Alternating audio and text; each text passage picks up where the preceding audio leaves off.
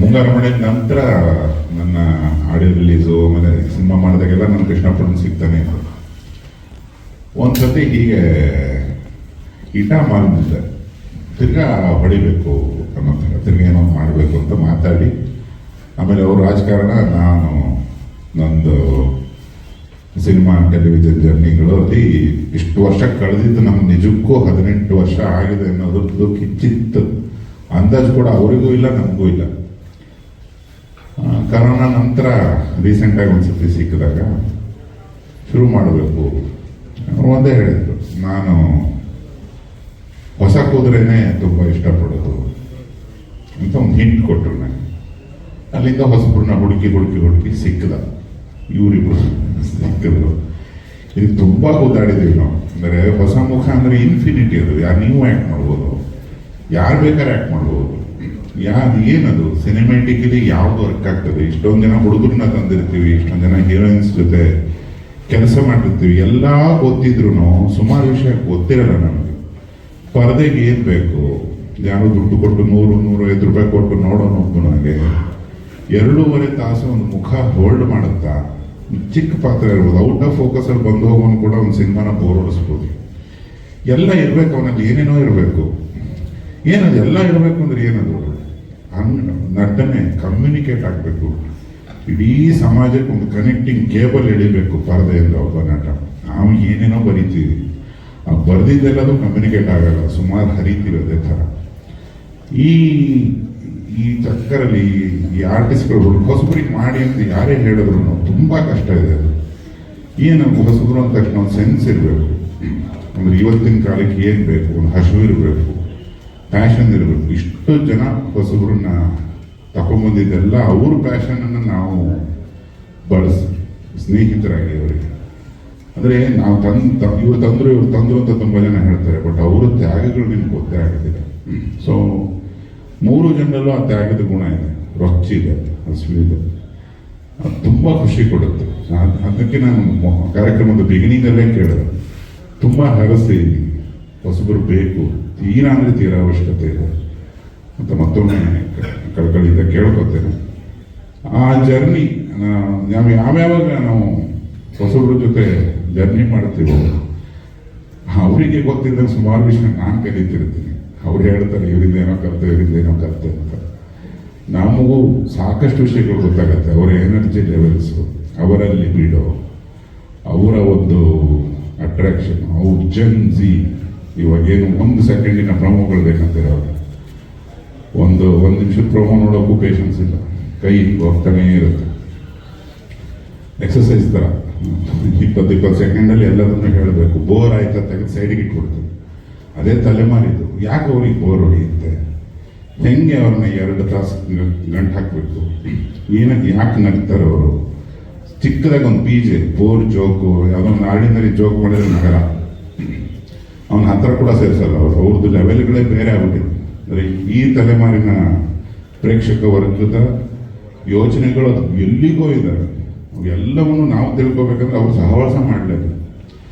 ಅದಕ್ಕೆ ಪ್ರೋತ್ಸಾಹ ಕೊಟ್ಟರು ಕೃಷ್ಣಪ್ಪಣ್ಣ. ತಿರ್ಗಾ ಅವರಿಗೆ ಹೊಸಬರು ಮೋಹ, ನನಗೆ ಅದೇ ಇಷ್ಟ ಆಗೋದು. ಹೊಸ ಕುದುರೆ ಮೇಲೆ ನಾನು ಬಾಜಿ ಕಟ್ಟೋದು ನನ್ಗೆ ಇಷ್ಟ ಆಗುತ್ತೆ. ಆ ಕುದುರೆಗಳು ಓಡಿಸೋದು ಅಂತ ಅಂದರು.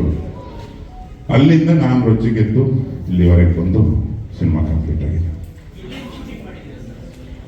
2 ರಾಜ್ಯಗಳೆಲ್ಲ ಆಗಿದೆ, ಸುಮಾರೊಂದು 12-13 ಜಿಲ್ಲೆಗಳಲ್ಲಾಗಿದೆ. ಕರಾವಳಿಯ ಎಲ್ಲ ಜಿಲ್ಲೆಗಳು ಶೂಟ್ ಆಗಿದೆ. ಮಡಿಕೇರಿ, ಸಕಲೇಶಪುರ, ಬೆಂಗಳೂರು ಗ್ರಾಮಾಂತರ, ಮೈಸೂರಿನ ಕೆಲವು ಭಾಗಗಳಲ್ಲಿ ಶೂಟಿಂಗ್ ಆಗಿದೆ.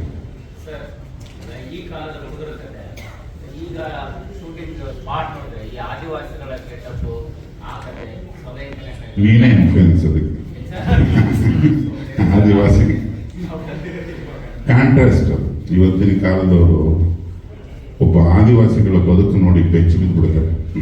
ಇನ್ನೊಂದು ಡೈಲಾಗ್ ಇದೆ, ನಾವು ನಾಡು ಮಂದಿ ಕಚಡಗಳು, ನಮ್ಮ 1000 ಪಟ್ಟು ಪ್ಯೂರಿಟಿ, ನಮ್ಮ 1000 ಪಟ್ಟು ಶುದ್ಧರಾಗಿರ್ತಾರೆ ಇವರು ಆದಿವಾಸಿಗಳು, ನಾವೆಲ್ಲ ಸೆಕೆಂಡ್ ಹ್ಯಾಂಡ್ ಗಾಡಿಗಿರ್ತಾರ ಅಂತ.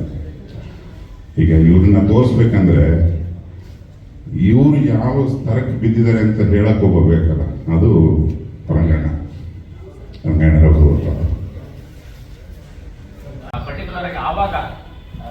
ಮುಂಗಾರು ಮನೆ ಸಿನಿಮಾದ ರಿಲೀಸ್ ಆಗಬೇಕು ಯಾವ ಹಂತದಲ್ಲಿದ್ರಿ ಭಟ್ರ ಜೊತೆಗೆ ಈಗ ಕೆಲಸ ಮಾಡಿ ಹೋಗ್ತಾರೆ ಹೇಗನ್ಸುತ್ತೆ? ನಾನು ಹಂತ ಹಂತ ಅಂತ ಹೇಳಿದ್ದೆ, ಹಂಗೆ ಸರ್ ಜೊತೆ ನನ್ನ ಹಂತ ಹಂತದ ಒಂದು ರಿಲೇಶನ್ಶಿಪ್ ಇದೆ. ನಾನು ಚಿಕ್ಕ ಹುಡುಗ, ನಮ್ಮ ಚಿಕ್ಕ ಪಾಪು ಇದ್ದಾಗ ಸರ್ ನಮ್ಮ ಮನೆ ಗರಾಜಲ್ಲಿ ಬರೆಯೋದಕ್ಕೆ ಬರೋರು ಆ ಟೈಮಲ್ಲಿ. ಅವಾಗ ನನ್ನ ಚಿಕ್ಕ ಹುಡುಗ ನೋಡಿದ್ದಾರೆ. ಅದಾದ್ಮೇಲೆ ಸರ್ ಒಂದು 10 ವರ್ಷದ ಹಿಂದೆ ಮುಂಗಾರು ಮಳೆ ರಿಲೀಸ್ ಆಗಿತ್ತು. ಅವಾಗ ಒಂದು ಹಿಂದಿ ಸಿನಿಮಾ ಮಾಡಕ್ಕೆ ಅಂತ ಬಾಂಬೆಗೆ ಬಂದಿದ್ರು. ಅವಾಗ ನಾನು ಅವ್ರ ಸಿಕ್ಸ್ತ್ ಅಸಿಸ್ಟೆಂಟ್ ಆಗಿ ಹೋಗಿದ್ದೆ. ಅವಾಗ ಪ್ರಾಬ್ಲಿ ಇವ್ನು ಯಾರು ಹುಡುಗ, ನಾನು ಹೋಗಿ ಕೂರ್ತಾ ಇದ್ದೆ ಅಷ್ಟೇ ಅವ್ರ ಕ್ಯಾಬ್ನೊಳಗೆ. ಬೇರೆಯವ್ರನ್ನೆಲ್ಲ ಆಚೆ ಹೋಗಿ ಅಂತ ಕಳ್ಸೋರು. ಇವ್ರು ಒಂದು ಪೇಪರ್ ಹಿಡ್ಕೊಂಡು ನೀನ್ ಬಾರ ನೋಡೋ ಇಲ್ಲಿಂದ ಹಿಂಗೆ ಹೋಗುತ್ತೆ, ಇಲ್ಲಿಂದ ಹಿಂಗೆ ಬರುತ್ತೆ. ನಾನು ಮಾತು ಕೇಳಬೇಕು ಅಂತ ಅವಾಗ. ಸೊ ಇದೊಂದು ಸರ್ಕಲ್ ನೀವು ಕೇಳಿದಂಗೆ ಮುಂಗಾರು ಮಳೆ ಟೈಮಲ್ಲಿ ನಮಗೆ ಮ್ಯೂಸಿಕ್ ಫಸ್ಟ್ ಥಿಂಗ್ ನಮಗೆ ಕ್ಲಿಕ್ ಆಗೋದು ಮಕ್ಕಳಿಗೆ ಎಲ್ಲ ಮ್ಯೂಸಿಕ್. ಅವತ್ತಿಂದ ಇವತ್ತವರೆಗೂ ನಮ್ಗೆ ಆ ಮ್ಯೂಸಿಕ್ಕೇ ಹೊಡಿತಾರೆ. ಮುಂಗಾರು ಮಳೆ ಅಂದ ತಕ್ಷಣ ನಮಗೆ ಮ್ಯೂಸಿಕ್ ಇರುತ್ತಲ್ಲ. ಸೊ ನನಗೆ ಅದೇ ಖುಷಿ. ನನಗೆ ಈ ಆಪರ್ಚುನಿಟಿ ಸಿಕ್ಕಿದೆಯಲ್ಲ ಸರ್ ಜೊತೆ, ಅಂದ್ರೆ it's a big responsibility. But ಇದು ಹರಿ ಸರ್ ಅಂತೂ ಜೀನಿಯಸ್. ಅವರು ಜೆನ್ಯೂನ್ಲಿ ಜೀನಿಯಸ್ ಪರ್ಸನ್. ಅವರು ನೆಕ್ಸ್ಟ್ ಲೆವೆಲ್ ಮ್ಯೂಸಿಕ್ ತೊಗೊಂಡ್ರೆ ನಾನು ಕೇಳಿದ್ದೀನಿ, ನೀವು ಕೇಳಿದ್ರೆ ಸೂಪರ್ ಆಗಿದೆ. ನೆಕ್ಸ್ಟ್ ಮುಂಗಾರು ಮಳೆ ಫಾರ್ ಶೋರ್ ಬಿಗರ್ ದೆನ್ ಮುಂಗಾರು ಮಳೆ. ಹೇಳಿ. ಹೌದು,